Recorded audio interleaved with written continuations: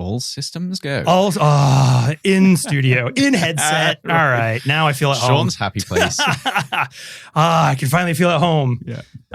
Let's see. I gotta quiet all the things on my machine. Stop. Yeah. Wow. Well, I mean, here it feels lonely. All of a sudden, we're like, it's just back to the two of us. I know. Yes. There's this great big hole between us. Something or someone is missing. I know. It feels a little, it does feel a little funny because. Yeah. Like we've had a bust up and we're sort of separated.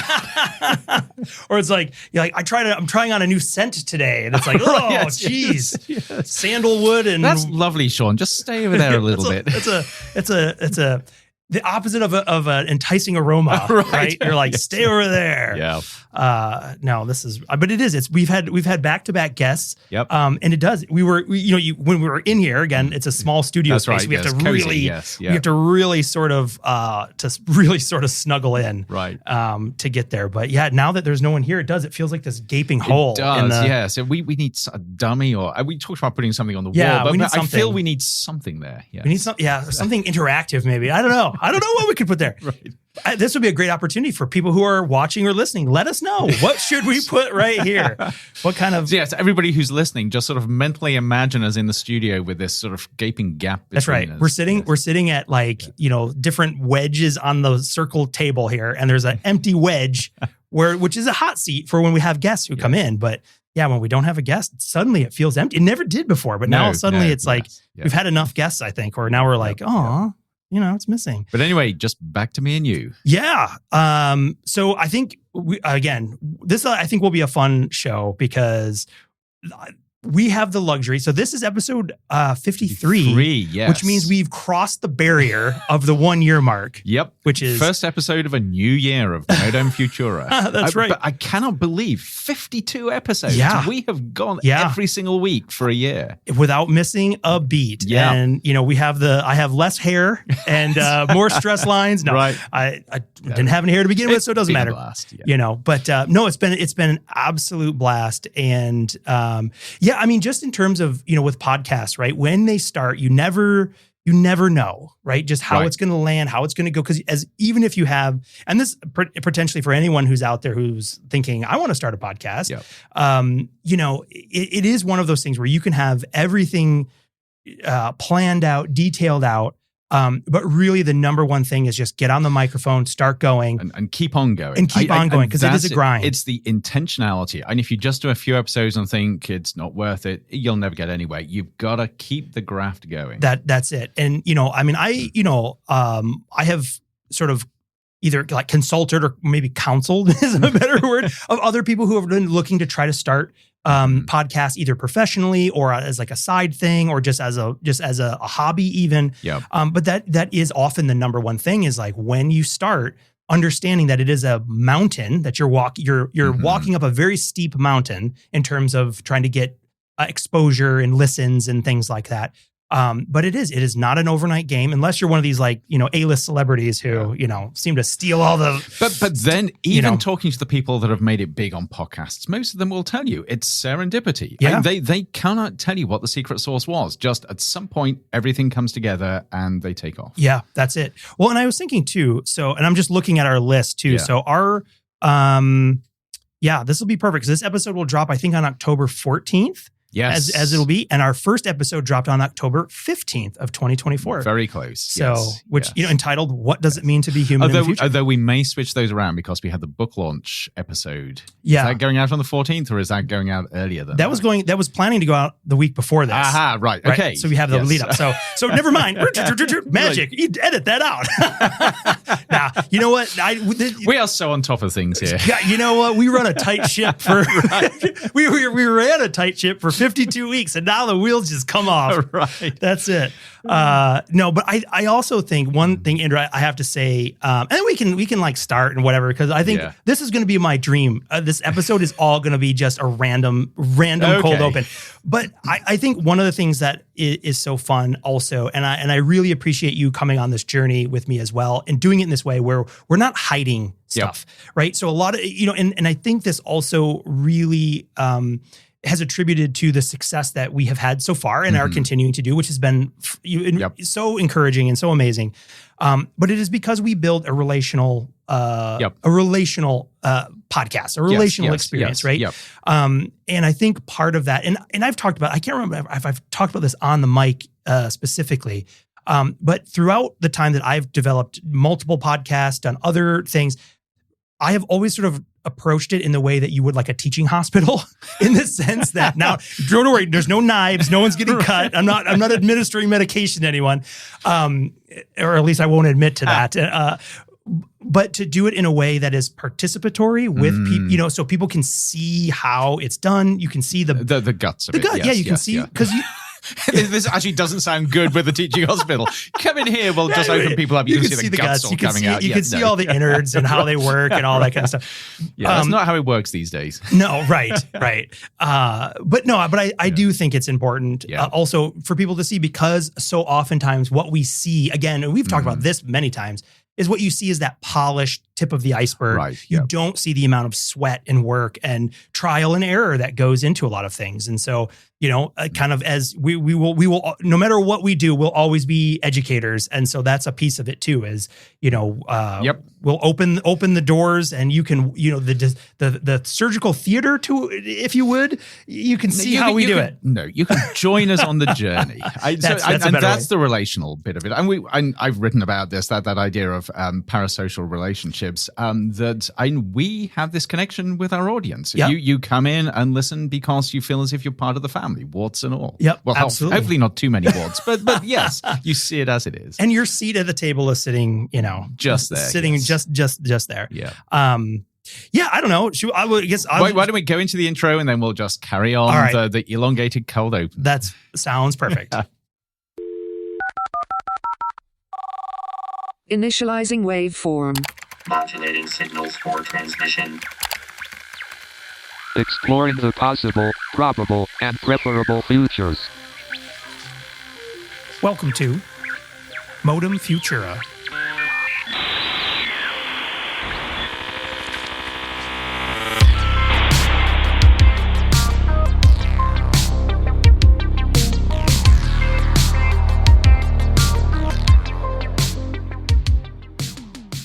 All right. Well, I'm Sean Leahy, joined by my 1-year podcast co-host extraordinaire, Andrew Maynard. And that means, hey, this is Modem Futura, the show that explores the intersection of technology, society, and the possible, probable, and preferable futures, asking deep questions like, what does it mean to be human in the future? And now we can say in the future plus one more year, because we've made it that far, which is also quite fun. So I did a couple of things I was thinking about. One is I don't want to let go of this idea of the relational versus transactional piece, because I think it's very important. Yep. And the concept of parasocial relationships, I think, is not anything new, certainly not new to podcasting. But for people who maybe don't know what that term means, it's basically you form as a sort of like in a broadcast or in any sort of consumption medium perspective, you, the reader, the listener, the viewer, form basically a one-sided relationship with those. So you feel this, right? You have your favorite, you have your favorite podcasts, you have your favorite, YouTubers, you have your favorite. It makes you feel good. Even when Sean is talking about stuff that you have no idea what he's going on about, you're still smiling as you're listening to his dulcet tones. Because he's part of the family now. That's right. When I go off, just think about how lucky that makes you, right? When I go off on some nerd tangent with numbers and things, I'm like, have you seen the gen lock on the thing? And everyone's eyes glaze over. Right. Welcome to the family. Yep. But I do think that's really important also. And I think because, if we think about the podcast space in general, and again, for those of you who are thinking of like either you have started one, you want to start one, the podcast space is incredibly crowded. It's been around now for, roughly almost 25 years. Yep. And in that time, for the longest time, podcasting was like the other sort of medium that you could play in, right? Yep. Until, really, I think the pandemic really hit that hard. It was a confluence of, we have early successes in podcasts. So going back to, things in podcasting in general, even though it's only been sort of around for about a little over 20 years, it's already had many cycles ups of and downs. Yep. And you see these things with like the blockbuster like true crime show Serial, right? Yep. When that came out, which was I forget the exact year, 2012 or something of that nature, and it was like podcasting is now a thing. It's like it's been around for a while, guys. But I do think you have this massive shift when podcasting really sort of just exploded in terms of because for the first, maybe not first time, but in a sort of massive wave, you were seeing sort of those A-list celebrities and people who were traditional television or radio, and it was the radio stuff that really struck me, where you had these spin-offs from sort of 3-5 minute radio segments now having sort of hour-long podcasts. Yeah. And that sort of confluence between sort of the radio and the podcast and both of them drawing off of each other. Yeah, absolutely. Yeah. And some of the major spin-offs of that in the United States anyway were coming out of NPR. That's right. And the WNYC studios in New York producing, all kinds of what used to be NPR radio shows becoming full-length podcasts and things like that. And then and being very successful as that as well. But there's always been this tension between podcasts in creation and the money that comes behind it. Right. Surprise, surprise.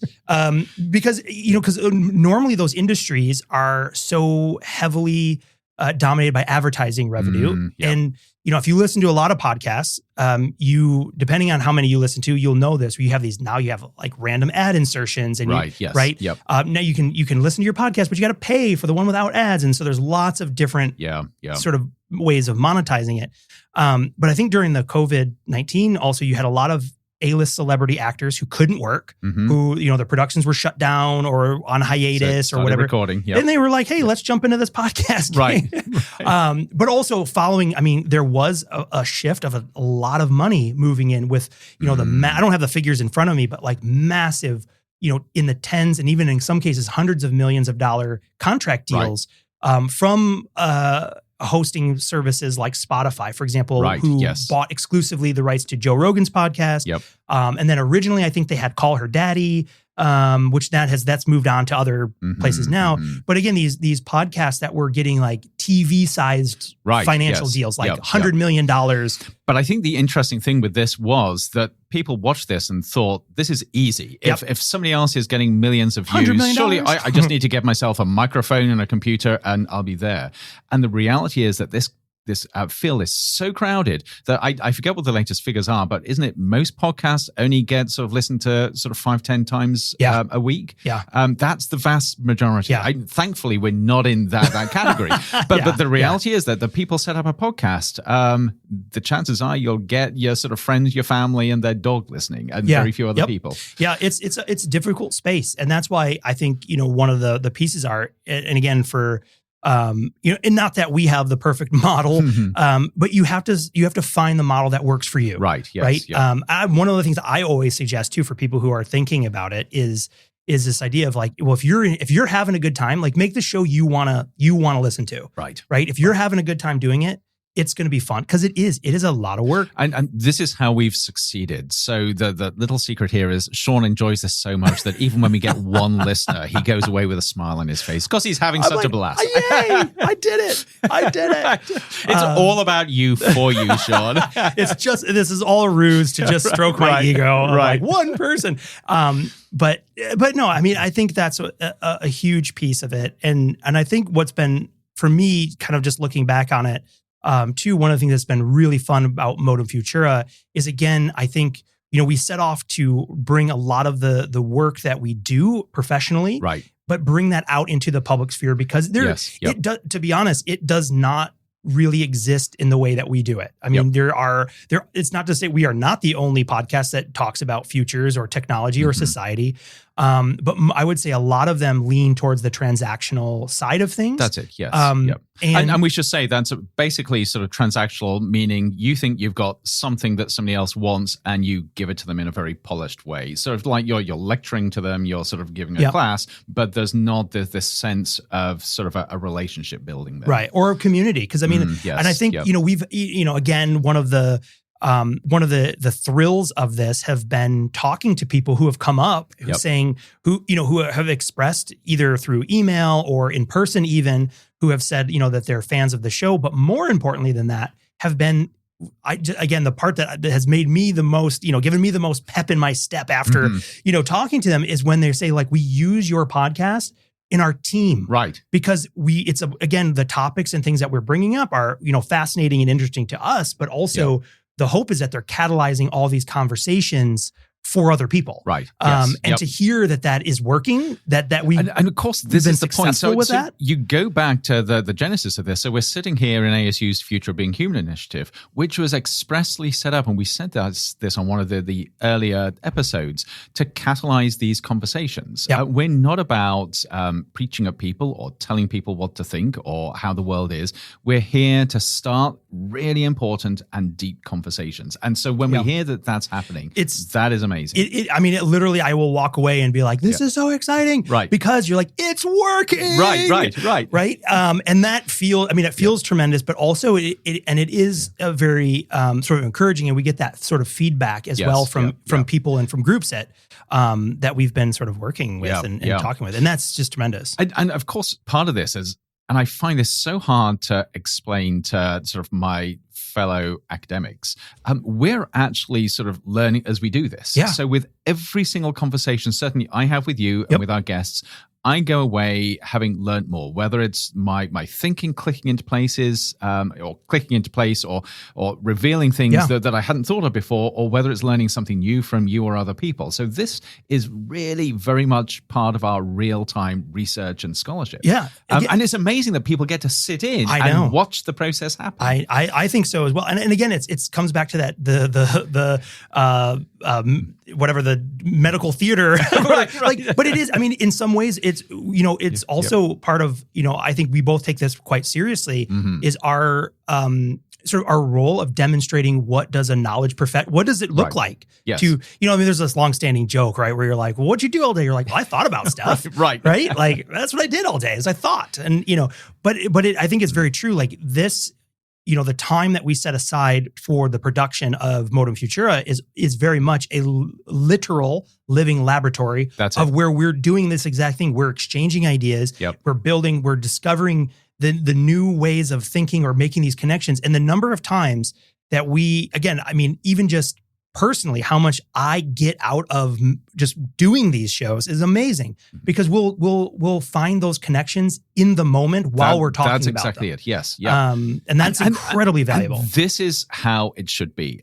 So my model of this, I sort of grew up and trained as a physicist. And of course, there's this long heritage of physicists who really revel in this idea of exploring new ideas, having creative thought, bouncing ideas off others. Yep. And so this is in my blood. So what we do here, it may sound like banter, but actually it's allowing us to explore ideas in ways that are virtually impossible to explore otherwise, very much in that tradition of physics. Yep, absolutely. And what I've got in front of me, I pulled up our grid of all of our episodes, right? Which is like, okay, so I will say once you've made it, so we're weekly, of course. So we have over 52 because we have the pilot and the trailer and stuff. Yes. But I'm like, there's a part that's like, we have done a lot when I have to scroll multiple times with three columns of episodes.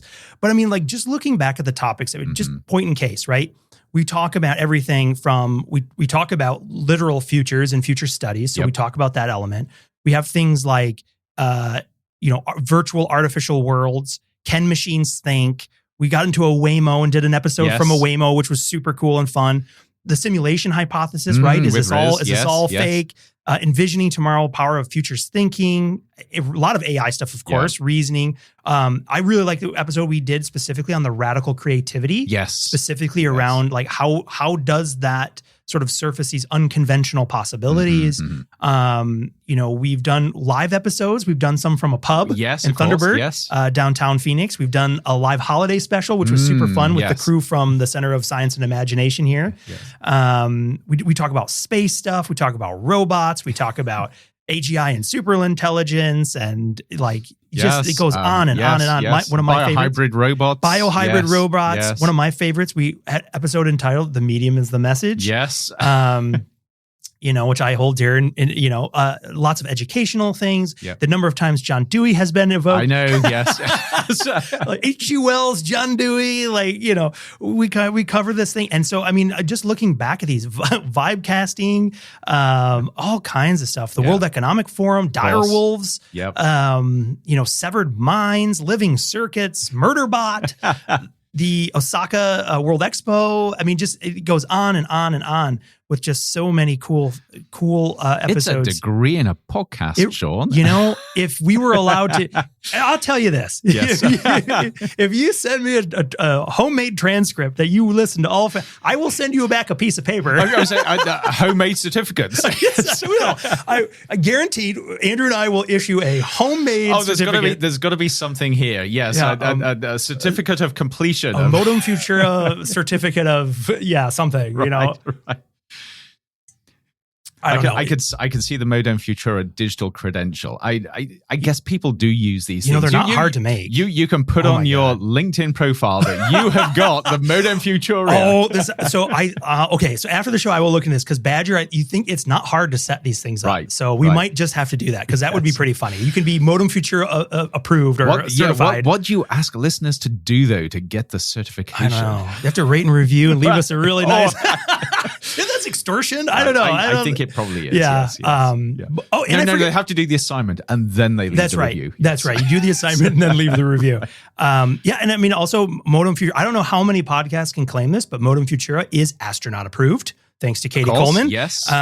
So, like I said, man, it is incredible to look back across this entire year. And also how much is, if I look, as I'm looking through this, I'm getting the little tingly senses of oh yeah, in that one, they were talking about AGI was next week. And now here we are. There we are. Yes. And it's still next week, next month, next year. Yeah. Always. Right. Yep. It's always just beyond the horizon. Yep.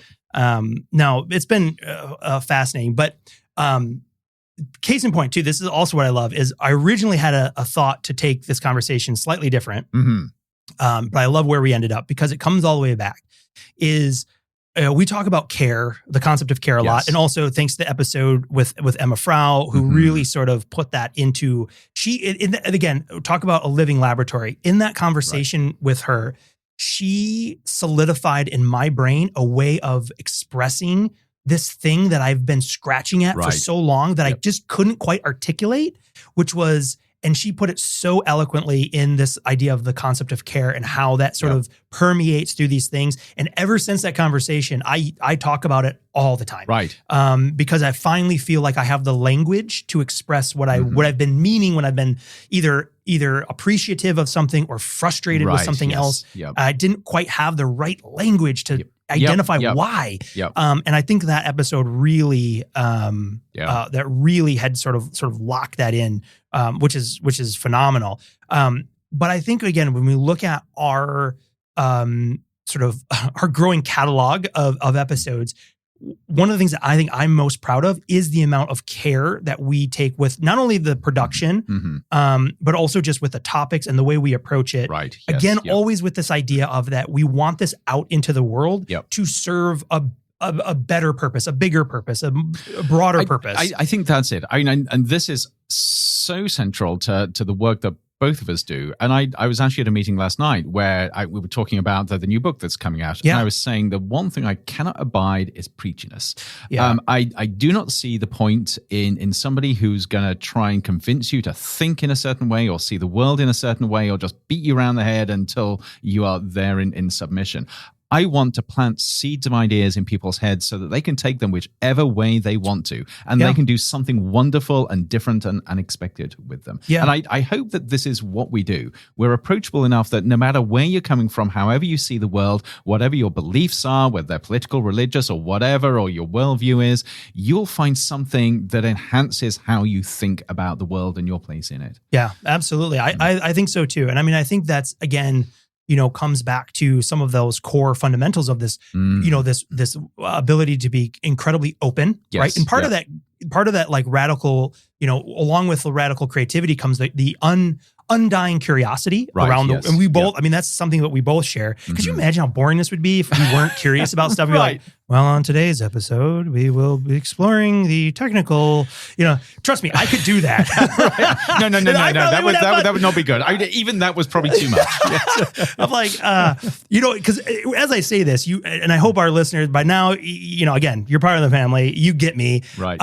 I am resisting the temptation to talk about the technical production side of podcasting. So I've got to tell the listeners, Sean has been chomping at the bit for probably 52 weeks now to give you the full technical details of exactly how he makes each episode, down to the microphones he uses, the mixing deck he uses, the settings, the weird things that you do in the setup.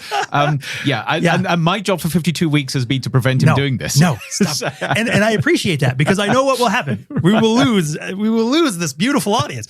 But I think maybe I will do it as what I should do is I should do it as just a bonus content that I'll put out there for those who are interested because, and I would be lying if I said I did not have an entire show note rundown explaining why you need to use a LUF of -16 on your mixes. And if you listen to, all I will say is this, if you listen to podcasts and you're like, what? I can't hear what they're saying. Why does it sound so bad? Because they need to talk. They haven't got their LUFs. That's right. They haven't got their LUFs in order, and they need to talk to Sean. But again, I come back. It's part of that thing. I can't help myself, and I want to share, and I shouldn't. From a competitive, standpoint, I should not share for all these other podcasts that are kind of trying to get in on the same stuff that we're doing. I should not be sharing the stuff, but I can't help it. I'm like, I should share with the world what I've done. Indulge you. On your birthday, we'll have we'll record the special edition. We'll have somebody in with a steady cam so they can sort of pan it around all the things, and you can be in your element. There we go. I will promise that at a future date, right? Or if we get, we'll just warn people, sort of enter at your own peril. That's right. Or I will put it out there. If enough people give us a review and say we want that, and then we'll be able to see that, and I'll say, look, I'll give you the license. That's right. I'll have the data to back up the need for it. But But so coming all the way back, I was listening to a podcast myself earlier, and one of the things that was talking about, there's a new. Have you heard of this new tool? It's called the Hux, Huxe. Have you heard of this yet? I don't think so. Describe it. It's really new. It is. It's like it's a mobile app. Mm-hmm. It's from a few of the original crew out of Google's NotebookLM. Okay. They left, which sounds, from the podcast I was listening to, it sounds like it was all on good terms. Mm-hmm. But they left, started this new platform called Hux, which is basically trying to do. So what NotebookLM does, for people who aren't familiar, is you can give it, this is a tool from Google, that you can give it documents, URLs from web addresses, things like that. And it will basically run all these generative AI tools across that information. So you can query just that. So it keeps it contained. It's part of the RAG. So similar to NotebookLM. Yes, except and so out of NotebookLM, originally anyway, one of the fanciest outputs was the podcast that it could create, right? Which we played with and we showed people, and we talked about that back in, I forget, I can look it up which episode it was, nearly a year ago. And it's interesting, it's cool. But what Hux does is you give it same kind of stuff. You give it any kind of content, which also raises some privacy concerns, because they're like, give it your email. And I'm like, you don't think so. Yeah. They claim they're not training or looking at it, but I don't know. But same kind of thing. You can provide it, RSS feeds, you can provide it documents, all these different mechanisms. And then it creates radio stations. So the idea is that instead of having a one-off, 10-minute podcast based on the content you're interested in, it creates a 24/7 flow of a radio station. Wow. That you would, like talk radio or something? Yeah, basically. Right, it doesn't make music out of it. It's I'll create a playlist. Right. So basically you give it your interest. The examples that they use are big tech roundup. And so it goes out, scrapes all the tech blogs and whatever, and then creates a 24/7 air quote radio station that's just live and doesn't repeat and just keeps going. How interesting. Generating this stuff on the fly. And when I'm listening to this, two things came up to me. One is, I'm in the background, I'm working on a paper, but it's this concept for me that it keeps coming back up. And this idea of liquid media, right? So and I'm sitting here going like, this is a great example of exactly that concept of in this new generative age that we're living in, right? That the content that has existed in multiple forms, whether it be blogs, whether it be YouTube channels, whether it be your calendar, apparently, your email, right? That this system is taking that and turning it into very fluid. Yeah. And so in some ways, like the sort of the vision that I have of this thing, right, is sort of like from Star Trek. It's like the replicator, right? You have all the information and all the media is just the material, transmuting it into something else. That's right. So when you walk up and you say Earl Grey hot, you know what I mean? You tell it how you want this media, and I'm like, this is actually a really a really good in the wild example of how this is starting to play out right now. Yes, yeah. And we've seen little glimpses before in the video side of things, right? So new with Sora, with Midjourney has one, and there, this constant push and evolution of being able to create video. Still difficult. But there's something unique about audio. If you go back to those earliest days of radio, it's a medium that is stuck in ways that others haven't, and a medium that's used in ways that others aren't. So you can imagine I can imagine very much in my head this idea of a 24/7 sort of audio stream, which is completely different from a video stream because you can listen to audio in multiple different places. You can tune out, you can tune in while it's there. And it's interesting. And one of the things that's been interesting to listen to, one of the founders was talking about it, was trying to understand the use cases and how people are using it. And it turns out they're using it very much like radio. It's intentional in terms of like it's part of their morning routine or their commute, but also as background, right? To just it's just something that they're interested in, and it just kind of plays in the background. But when I was listening to it, so I was two things. I'm like, oh, this is an interesting example of a form of liquid media, right? But also it feels very transactional because what you're listening to are synthesized AI voices. You're not getting that parasocial relationship. Not at all. And so while it's interesting, right? I'm like, I look at that and I'm like, this is a pure transactional element where what you're getting from this is the information. That's it. Right. And maybe that's enough for people. Again, depends. Not that it's not a zero sum. I can imagine it being really wearing. Even if it's in the background, it's just giving you information. Sort of that. It's going to be hard to either tune that out, and you're constantly going to be sort of worn down by that trying to push its way into your brain. And I'll put a link, of course, to their site where they have a thing where you can listen to a few of their curated things, so you can hear what it sounds like. No, I'm fascinated to try. Although I must confess, I'm curious about this idea of, say, giving you access to your calendar as well as everything else. So it's doing the rundown of sort of latest news, and then presumably it inserts something about you have a meeting coming up. Hey, fool! I hope you're like just get an attitude. That would be kind of like like the carrot weather. 3 hours ago, that meeting you were supposed to be at. Well, it's sort of like do you use carrot weather at all? Do you know this one where it's like really weather, right? So you could like it can be downright brutal in terms of how it talks to you. I'm like, that's what this needs, is a little carrot thing where it's like, hey, you idiot, you forgot you missed your appointment. What kind of a... So I can imagine that's the next layer. You sort of add personalities. Well, I mean, but again, that would bring it towards more of the relational element of it had this ability. But it was interesting because I was listening to this, and we've talked on previous episodes before too around, this concept of like the dead internet or all these, when the content starts to become, the majority of it certainly starts to become AI generated, machine generated, and then consumed by machine. And somewhere the human is in there getting slices of it here and there. So it's interesting. So I look at this with quite, sort of piqued interest and amusement to just see where this goes also, because again, this is one of those signals that is talking about, we are moving towards a liquid media state. Right. There's lots of movement, again, in the video space even, but it's harder to do because of the compute time and all this kind of stuff. That's it, yes. But you can see the dotted line there of, eventually of going, the radio is great, but can I just have a sitcom that's like this and like that, but with these characters and whatever? Sure. There you go. Again, Earl Grey, hot. Just give me what I want. Just give me what I'm asking for. But so the difficulty is that you'll go back to those sort of old style sort of drinks vendors where you say Earl Grey hot, and you get chicken soup every time. That's right. Yeah, right. That's right. Or it tastes like chicken soup. Everything tastes like chicken soup. That's right. Or oh God, what happens? What is it that happens?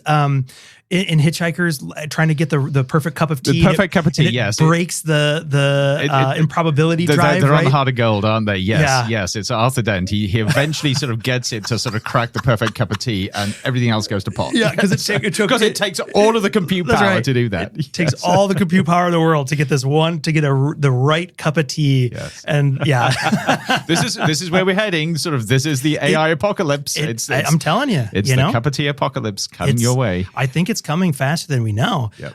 But I come back to this and I'm like, this is really interesting because again, and then I think about this in compared to like, again, the content that we create, right? Or people we're not alone, but the people who create these shows that are intentional around that relational element, this won't do it. That's it. Yes. And and maybe who's to say in the future, maybe it'll get smart enough where it could demonstrate those same things. Yeah. Maybe, but I don't know. But it's interesting. And this actually brings us back to the AI and the Art of Being Human book, which is just coming out. Yeah. In fact, when this airs, it'll be out. Yep. Because this is at the heart of it. And it raises these questions about sort of what is it that makes us us? Yep. Are we just consumers of stuff that is generated, or is there more to being us? Yeah. And I think everybody would agree there is absolutely more to being human.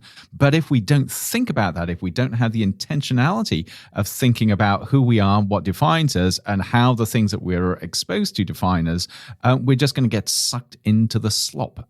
Yeah, exactly. And now I'm having visions of people just getting caught in the quicksand slop of AI, just sinking down. It's like a Soylent Green slop of sorts. This is irony upon irony. I've got to get Sora to actually create this image of me, and it's the image of the person that is sunk down into the AI slop up to the tip of their nose, but they're still consuming material without even realizing they're just about to You're still disappear. doom scrolling, right? That's right, yes. Right? As you disappear as below. As you melt into the oblivion. But I think that's good. And also, speaking of the book, so this episode, again, this will air on October 14th, which is the day it goes for purchase, right? That's correct, yes. Fantastic. Yes. And so remind us the full name of the book.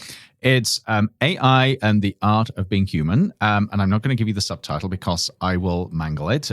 But with Jeffrey Abbott and me, Andrew Maynard, available everywhere you can buy good books. Yeah, fantastic. Yeah. And it'll be really, I think it'll be, talk about it. You couldn't have designed a better companion for this podcast too. Strangely enough, that came from the same source. This whole idea of sort of being human. That's how we do it. Yes.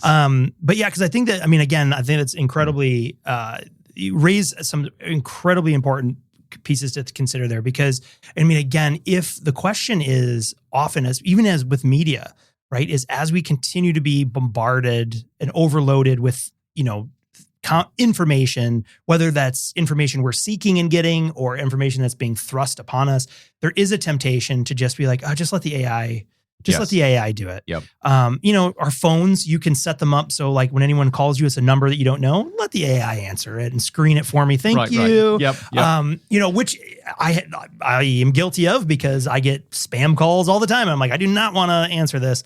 But it does raise that question too of like where, and we've talked about this with our episode, right? Specifically around the terms, a slopper and clanker and all these, because there is a growing backlash. And interesting that just since that episode aired, I've also seen a few new articles coming out that are really highlighting another term just called work slop. Which is this layer, which I can say right now, and I have a story that'll tie in with our show about work slop because so for people, if you're not familiar with that term, it's another sort of, pejorative, like negative term for work that's created in a professional work environment that someone in the chain of the workflow has been using generative AI. Right. Yep. And so they create, and we can use the fictional TPS report, right? So in their TPS report, they've used generative AI and passed it along to the next layer for approvals or publication or whatever. Yep. And that person now receives this work it sounds right. Yeah, it's not. So they just pass it on. Yes. Yep. Yep. And so now what we're seeing in organizations that have been deploying these tools in-house is this rise of what's called work slop, which is now as a whatever your role was in you've got information or work that comes to you, and then you have information and work that goes, your inbox, your outbox kind of a situation. Now you're not only having to do what you normally did, now you're having to vet to make sure everything that coming to you hasn't been tampered or contaminated by an AI system that was inaccurate. I imagine it's even worse than that. So you've got the slop in terms of inaccuracies. But of course, as AI gets more sophisticated, it's getting more and more accurate. But in terms of just the tone and the soul of it, it is still a machine. Yeah. And I worry that we're going to end up producing stuff which is just bland. And we've factored out the human. It feels superficially human-like, and we like it. It's like eating sugar. Yeah. It's easy. It's sweet. It's attractive. Our body we want it. Right? We want it. It hits all the right buttons superficially, but it lacks that essence of human. Yeah. Completely. And it really worries me that we're going into a bland, shallow future with this. Yeah. And then the question is, where is the value? What is the value we're truly creating? Yep. And I think, and people, to their credit, right? Critics of these systems in some ways they've been shouting this from the beginning, right? Yes, we can't do this. We shouldn't do this. But some of the concepts of that, right, is that collapse to the mean, that move to the middle of you take everything. And so you have to, if you think about it from a data perspective, right, you have this, spectrum of results, but it's like what we really want is everything that averages out to the middle. Right. And so, you have something that's far to one side and far to the other side that might be incredible, new or exciting ways of thinking about stuff. But it's like, we don't want those. Those are outliers. Yes. Push them to the middle so they conform to the way everything else looks. That's right. Everything is conventionally attractive. We're creating the Stepford Wives future. If anybody remembers the Stepford Wives movie, where important message, but such a sexist movie where a bunch of guys decide to sort of create the perfect woman and the perfect wife, and of course they're all identical in this community. Yeah, yep. But that's it though. I mean, and that's this danger of between you have again that work slop that is either soulless or wrong, and so now, but also what's interesting is these in the business sort of publications. So it's coming in like Wired and Forbes and things, but what they're highlighting is that the work slop could be one of the largest threats to productivity. So completely counterintuitive to the whole point when people are like, we're gonna oops AI our whole company. With this idea of like, we don't need to hire entry-level employees anymore. We'll just have our mid-level employees do that, plus all the AI do whatever. But what they're actually seeing in practice is because of that generated work slop, it's actually causing productivity to take a major hit because of all the backing up you have. And, I think we've both talked about this before. I always feel that because, again, if I use an AI tool in something that I'm writing or whatever, even if it's just a revision of like, I write something and it, kind of looks like garbage, I'll throw it and say like, do something fancy to that, let me see it. And it comes back and you're like, okay, cool. But then there's always this added layer of, if I don't know what words were put down, I have to read it and investigate it. And it adds a cognitive load. Of course. So the interesting thing is, and I'm really conflicted here because, of course, the book that's coming out, we worked very closely with artificial intelligence, as we described in the previous episode. And that I found a very generative process. But at the same time, there was a huge cognitive load there because everything that was written, I had to go through word by word, sentence by sentence, paragraph by paragraph, saying, is this right? Does this feel right? Are the references right? Are the statements right? So it was a massive cognitive lift. But also, having gone through that, it made me realize just how important my own creativity is. So my default now is still to write without artificial intelligence, even though that was a really powerful experiment. My identity is still in what I do without AI. Yeah. Oh, for sure. And it's like, for me, like, I'll share a little bit about how I use it as well. Cause I think, again, it can be a great writing tool to help, again, if you have language and you're like, I tend, in my own writing, I tend to repeat myself a lot, right? Probably on the podcast as well. Never. You realize these podcasts will be about 10 minutes long if you... I realize I repeat myself is what I'm trying to say. And another way of saying that is I say the same thing more than once. But let's get you out of the loop. A little jog. Where am I? System reboot. Right. But so for me, I find it very helpful in those situations where I'm like, what I've written is 150 words too long because it's repetitive. Yes. But other ways, again, one of the pathways that the tools are off, especially with things like deep research, right? These are incredibly exciting in terms of what they can do to surface new connections, new things. That's it. Yes. Yep. But for me, that's a great starting point of looking at like, I'll have an idea and I'll throw it in and I'll say, what about this and this? And and I'll usually ask it for stuff like, give me a quick rundown of major touch points of where. And I use it as a way of going, aha, there's something interesting. And then going from there. Because what I've found is it'll give you, as I remember the experiment you did with the dissertation. That's right. Yes. With some gentle prompting, whatever. I mean, you can get a massive tome of research that looks and sounds right. But again, if that's going to cross the transom of that is from Sean, that means I have to know every character that's in there. That's exactly it, and own it. Because otherwise, I realize not everyone feels that same way. But for me to do that, I feel like I would be too insecure of being like, is there a mistake in there or like something that would be unintentionally offensive that I didn't know was in there because I didn't read it carefully. So for me, the amount of cognitive like weight that puts on me is so much that I don't use it that way because I'm like, I don't want that burden. I don't want that burden of having to be the fact checker of the stuff. So it's like, if it comes from me, it's one thing, but yeah. So, I mean, case in point, I asked ChatGPT yesterday, I was like, hey, we're doing, we got a 1-year thing, like any fun games we could play. And it's like, here, how about a lightning round trivia game that's all made up? I love the segue into this, by the way, because I knew you were going to do this, but I was wondering how on earth you're going to get there. So, and we could, one is we can just explain, like, I did not create these. And so it's created the game called Futures Improv. Okay. Right. Which, or the AI Slop shop. Yeah, like for real. So if I would, and this is pure slop. Yeah. And if I had sent it to you, Andrew, you would be in possession of work slop. But you're not. You're just going to verbally assault me with it. I'm just going to assault everyone with this. And so the concept here, what I said was, This was my words. Can you create a structured rundown for an episode that uses the future themed games, like a quick futures improv game where one host gives a bizarre trend and the other gets 60 seconds to explain its impact on humanity? I think that would be really fun. We can take turns answering and go for some wild questions. You can draw on any aspects from our shows because it has access to, of course, all of our transcripts and sci-fi in general. And it says, oh, sure, of course, love to. And it gives me this thing, right? But but get a load of these questions. So round 1, tech oddities, right? So here's an example prompt. I'll give this to you. Do with it as you see fit. AI pets become smarter than real pets. Well... Thanks, ChatGPT. Moving on. Yes. Everyone wears brain-to-brain chat headbands at work.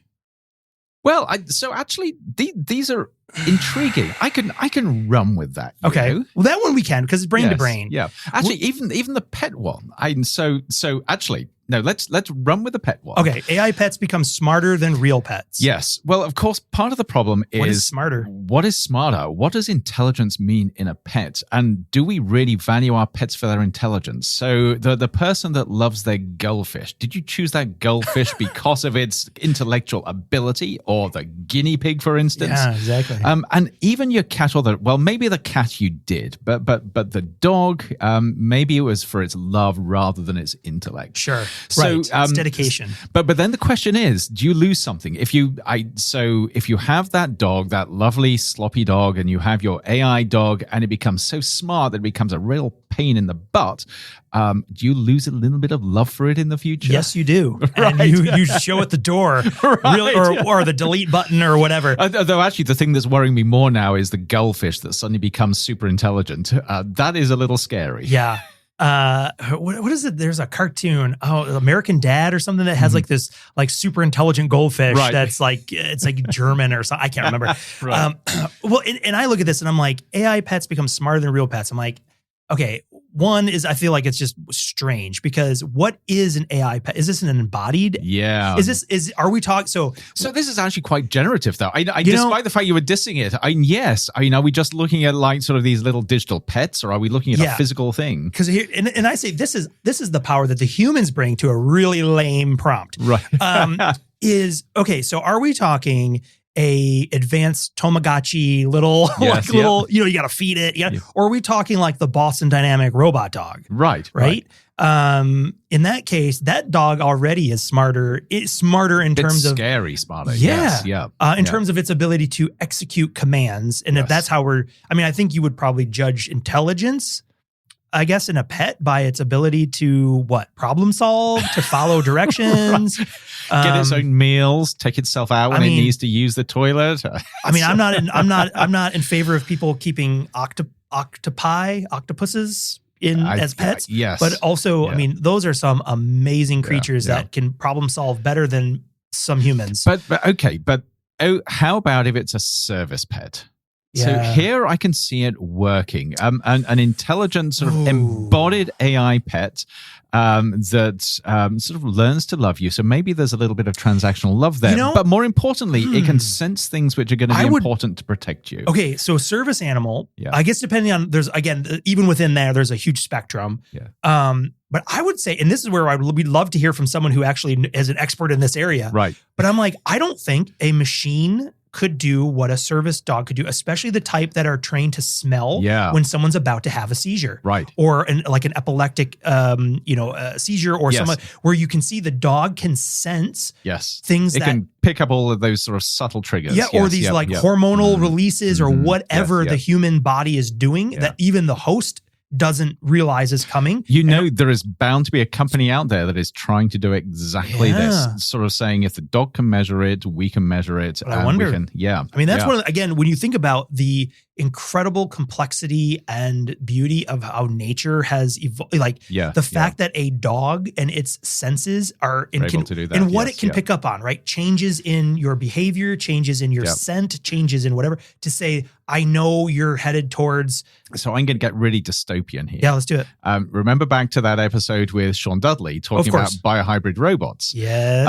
How long is it before somebody works out that you can take a Boston Dynamics dog and you can take a real dog nose and the sort of the nasal system and a little snippet of his brain sort of inserted in. So now you've got a robot dog that can sort of sniff out all of those early indicators. So now you've got your robots, your intelligent AI pet companion that can do everything that a real dog that can do.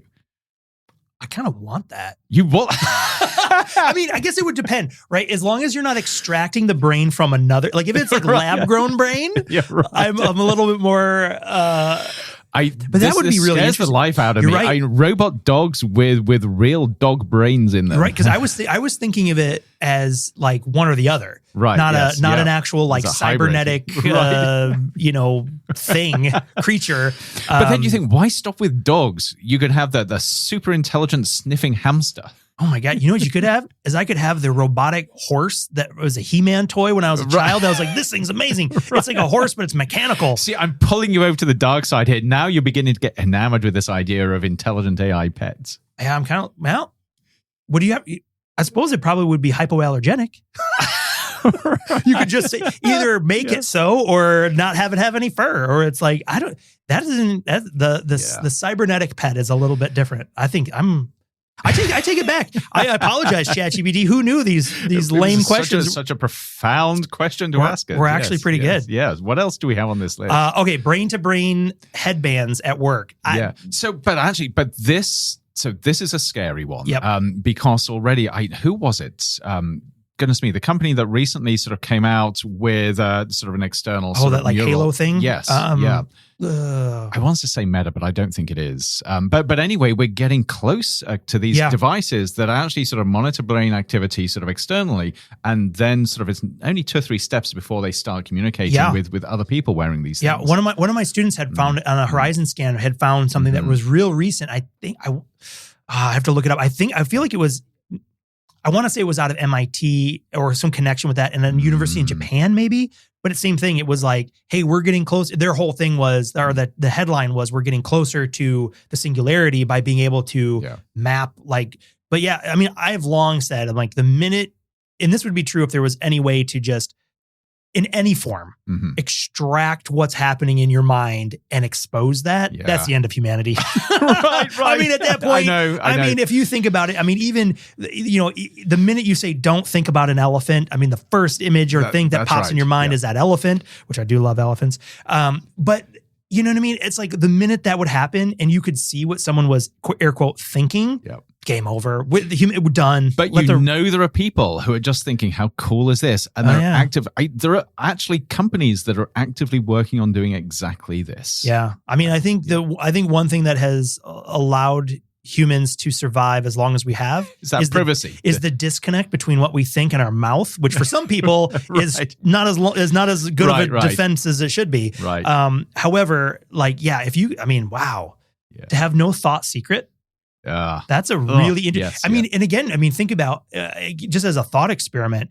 If you lived in a world where there'd be nothing, there was no internal monologue or dialogue that was private. Tinfoil hats. It's coming. Get your Modem Futura branded tinfoil hat. That's a good product line. We all thought it was a joke. You're right. That's right. Now, who's laughing now? Because the sandwich board come with it as well. Of course. Who's laughing now? And you've got the tin hat. That's right. No, it says on the back, it says the end of the world is nigh, and on the front, who's laughing now? Oh my God, I love it. Okay. All right. Other one we have driverless cars refuse to drive unless passengers meditate first. How weird. All right. So it's forcing. Okay. So we get into a Waymo. Intervention. Yes. So I got into a Waymo. So it's like you get into the Waymo and it's got the nice little chime. And it's like, when you're ready to begin your drive, press start. But it's like, first, it's like, before we begin, take 2 minutes. So this is the serious cybernetics version of Waymos with the personality chip. Right. So that actually is the more intriguing thing. Putting personality chips into Waymos and Teslas and any other sort of vehicle like this. See that, and coming back to that carrot thing, how fun would this be? Where if you because again, when you get into a Waymo with your account, you can choose all these different preferences, right? Right. Yes. And how fun would that be if you have like a selection of personality chips where you're like Waymo saying, brain the size of a planet, and you want me to go.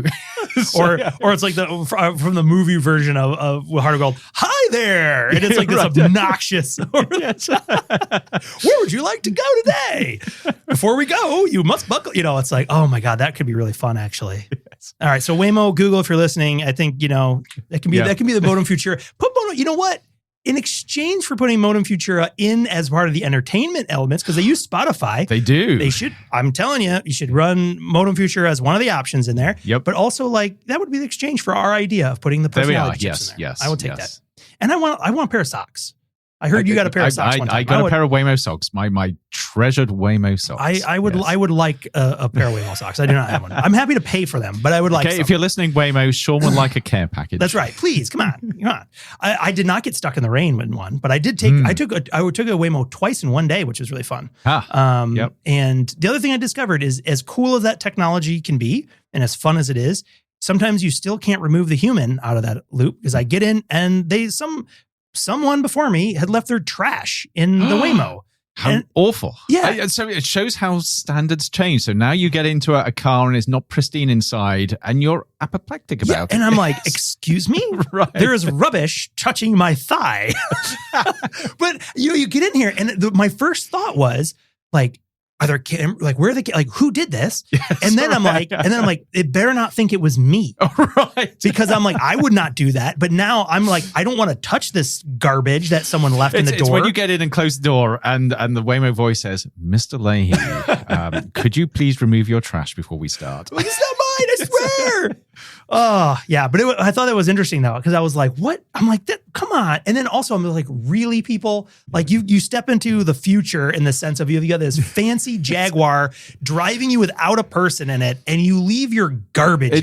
But yeah, it could be far worse. It's when you realize that the previous passenger was a drunk and has vomited. Oh, my God. Yeah. I wonder how they handle that. Because, like all taxis, right? Especially like college towns, nightlife areas, right? They all, I mean, I remember back in the day, you'd get in these places and very prominently in large font would be like, $50 cleaning fee for whatever. And I'm like, how does a Waymo handle that? If you get like, even if it's just you get car sick or something, even like, Well, so this is the future where it locks the door so you can't get out. A little compartment opens with a cleanup kit there. It says, the drone, you know what you've got to do. Out. Yes. Oh, there's something with like a hose, like, delouses you in the back practically. Oh my goodness. These are actually, okay. Okay, you take it back. These are, yes. Completely withdraw my earlier snark and skepticism. I'm having fun with these. We have a lot, and I don't, maybe we should do one more and then wrap up. Yes. Okay, let's see. Okay. This one is drawing from pop culture and sci-fi. Let's see. Jurassic Park, but it opens on the moon. Which was bizarre. I mean, I'm like, ugh. Moon dinosaurs. Yes. I mean, as a cruel experiment, it would be like, well, how would a T-Rex operate in low gravity? But I can imagine this. Okay. So you imagine a future. I mean, Mars would be better, but let's say we use the moon. We decide that we've got to commercialize the moon. So if we're going to get to Mars, we need a revenue stream, which means that this becomes a tourist destination. Yeah. But of course, sort of moon rocks are a little boring. Once you've seen one, you've seen them all. So you have to create something else. Gray dirt is not that exciting. So there is this sort of consortium that decides to develop the ultimate theme park on the moon. They have the sort of the big sort of dirigible enclosures, and they decide you can't just sort of transport animals from the Earth. You've got to have moon native animals and flora and fauna. So you genetically engineer stuff, and this is how it would work. You would look at organisms on Earth that you think could be adaptable to that very low gravity environment, and you begin to splice those genes together. You use a little bit of AI to sort of create the genome with these, and you create a brand new form of animal, of sort of organism.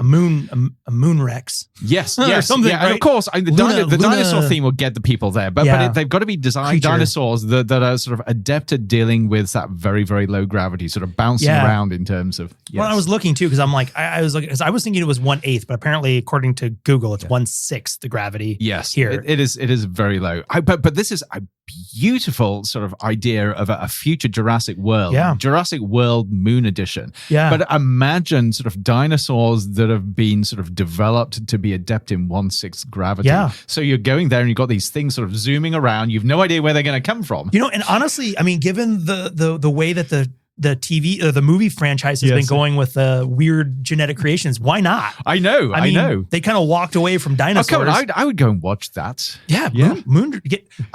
We were just having a laugh in our family because it doesn't matter. My son was building a Lego set that was Jurassic Park, and he was like, "Who's the guy who gets eaten on the toilet in the movie?" And I was like, "Oh, that's Gennaro. That's a lawyer." Right. And I was like, "What we need is the moon version, right? The moon lawyer who gets eaten off the space toilet by some space Jurassic Park dinosaur." This is Jurassic Park meets Alien. Yeah. I can see it now. Oh, yes. Who needs dinosaurs? You just put xenomorphs on, like some containment in there and be like, have at it, people. This is the backstory of the backstory. This is where it all started. That's where it all started. The Prometheus it was John Hammond or his predecessor decided, wouldn't this be cool having Jurassic Park on the moon? And they create the xenomorphs. Spared no expense.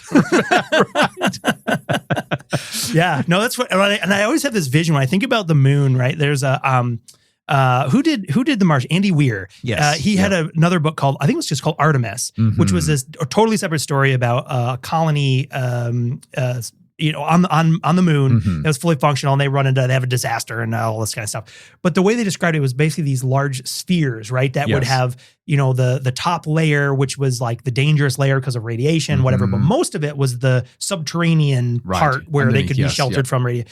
But even that, and then my mind is still so heavily imprinted from 2001 Space Odyssey with the part where they're on the moon, and it's like this tourist thing, and they're like, get on the bus, and we drive out to the location to see this monolith or whatever. But I'm like, now I have this vision of that going from these spherical bubble like spots on the moon, and one of them is the Jurassic Park. It's the theme park, right? I know. Yes. That's interesting. Yep. That's really cool. Yeah. In other thing, I'll just share some of these, and you choose if you want to talk about any one of these. Willy Wonka's factory is rebuilt using nanotech. Okay. Let's see. Here is a quintessential AI to the Star Wars holodeck. Oh my gosh. Hallucination. Yeah, wow. Come on. Like, that's got to be in the training data. You can't conflate Star Wars and Star Trek. People get really cranky. Right. So we'll toss that one aside. Okay. Let's see. What if your AI companion became your boss? That's kind of on the nose of these things kind of taking over a little bit. What if the script is flipped and all of a sudden this, your ChatGPT is now in charge? That gets me thinking. Agentic AI, right, under the promise, or even just in other scenarios. Like, again, as we were talking about work slop, way I'm starting to think about this is like one of a job you may have in the future, this entry level position, is you report to system 459. Well, I was going to go that way, but slightly different. I was going to ask the listeners, how many of you never actually see your boss in person? You always communicate via Slack or email. If that's you, just pause for a minute and ask yourself, is your boss an AI? Yeah. How would you know? I mean, if it starts talking about Star Trek or Star Wars and holodecks, that's a clue. This is the test. Dear ChatGPT, go delve into that, my friend, because you've got some learning to do. Right. Oh my goodness. Yeah. So funny. But yeah, these are actually, again, they're good conversation starters. Yeah. They're funny enough. They're ridiculous enough where, again, you add the humans in the mix, and we can make something fun out of these questions. That's right. Yes. That on their face are they're a little flat. Yeah. Because again, I think the question in here, the way it leads, and that again, right, proof in the pudding here when we were talking about this is what those questions lack is you can't really tell what the intentionality or what it's, because it isn't. It's just probabilistic tokenized words, right? Yep. So, that's fun. Yeah. That was a nice way to kick off the new sort of next year of Modem Futura. Yeah. Oh, I didn't even notice this. I scrolled further down. There's more. Well, and I will share this. Talking about the slop, one last bit here. So what I find interesting now, which I think is a newer feature of ChatGPT 5, is when you ask it, and not if you put it in research mode, but if you put it in like the generic, it'll figure itself out mode. I asked it for this. Every time it finishes the prompt, it says, well, now would you like me to do... Yes, it asks you a follow-on question. It engages you. Yes, and so what I started doing is just said, I'm just going to say yes to everything. Yep. So it's like, here's this list. Would you like me to make a list of 20 ready-to-use prompts for a lightning round? Yes. So it gave me a bunch there. And then it's like, would you like me to put this into a game card deck? Yes, I would. And so it just keeps going. This is a new game. How many times could you say yes? Or where did you end up? And so it went on and on and on. But so it started doing things which sound really cool. Would you like me to make a digital slide deck version of this improv game? Yes, I would.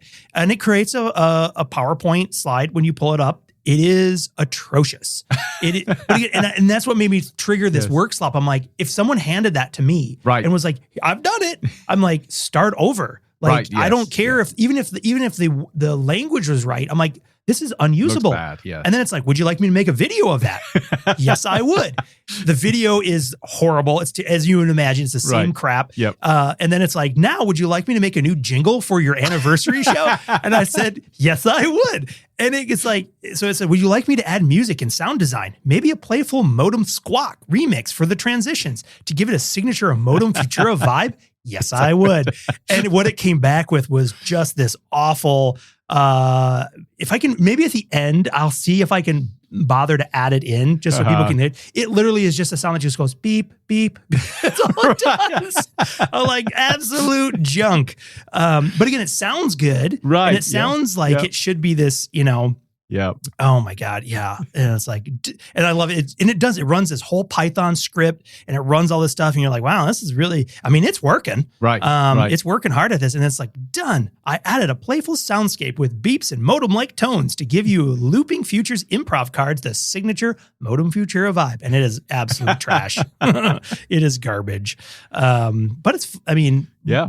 But again, it's just one of those things where you're just like, what? Like, again, it sounds and it's saying the right things. Yes. It's offering to make the right things. But this is where you can very clearly see that it's mimicking stuff with zero substance there. Yeah. Yes. Let's see. I'll play it in the studio. So I think only Andrew and I can hear it, this part. That's it. That's it. That's it. Yep. Well done.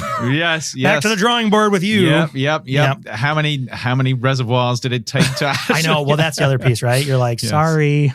Sorry, right. Sorry about that. Drained half of California dry, tried to create the just jingle. Dumped out a reservoir somewhere. Sorry about that.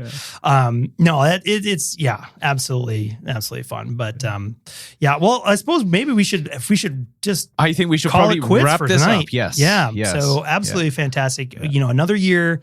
Another year down, or first year down, or First whatever. year down. First year down. Next year to coming go. up. Yes. We're already into it. So look at that. We are. Yes. We're already look into forward it. to another 51 episodes. That's right. In this next year of Modem Futura. Absolutely. We got lots planned. Lots exciting things happening. Yes. We still owe everybody the Apple Vision Pro episode. We do. Yes. Which now with the new updates, it'll be easier for us to do, and hopefully. And we need to get our hands on some of the new Meta Ray-Ban glasses. We do. We haven't even talked about that because we were dropped right around the time all the book. And so if nobody's aware of this, these are the new glasses that project an image into sort of one of your eyes. So you can actually you can interact with the digital world while you're wearing these, as well as sort of record. Yeah, I'm really intrigued by the hardware. Of course, the downside though, as I was looking in, because the price point, I think they're $800. That's it. Yep. So expensive, but not.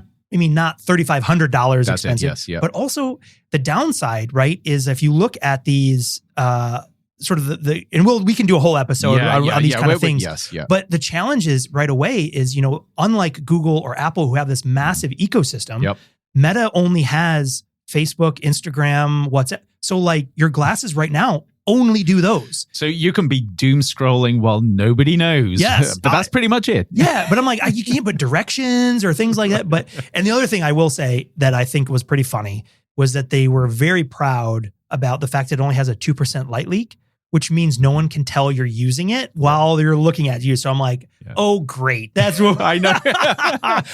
Either that's terrible or it might be the best thing ever.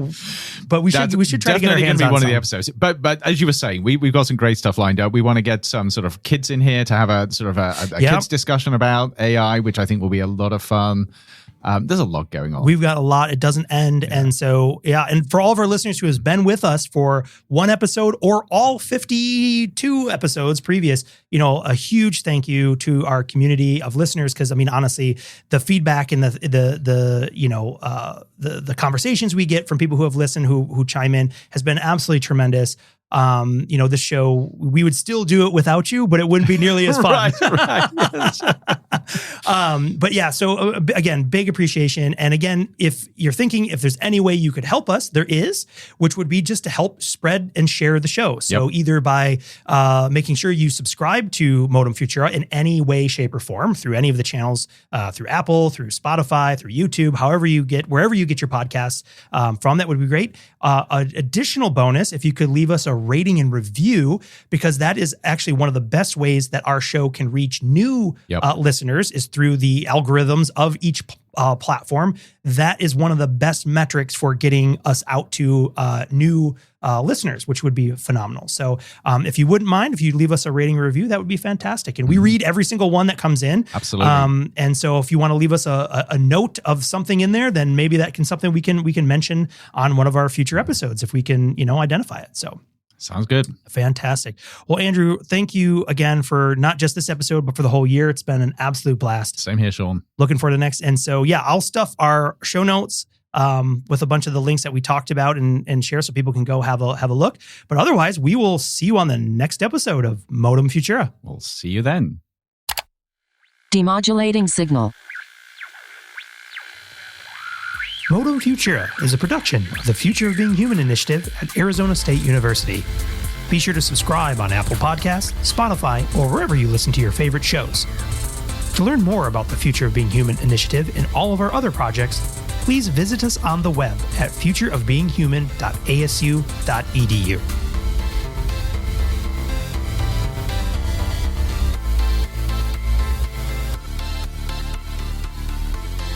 End transmission.